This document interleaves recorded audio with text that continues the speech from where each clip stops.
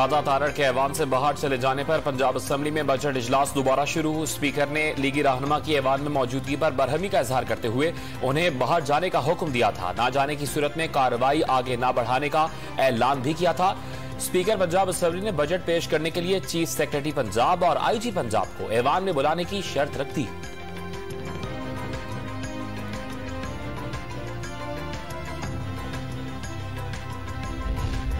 Pakistan Financial Action Task Force की grey list से निकल जाएगा। वजीर खजाना मिफ्ता इस्माइल पुरुमीद ACC ने बिजली के बेस टैरिफ बढ़ाने की मंजूरी दे दी। बिजली की कीमतों में इजाफे की हतमी मंजूरी वफाकी काबीना देगी। वजीर खजाना की वजाहत। साबिक सदर आसिफ जरदारी की चौधरी शुजात हुसैन से मुलाकात। आसिफ जरदारी की हुकूमत और काफ लीग के साथ खड़े रहने की यकीन दहानी।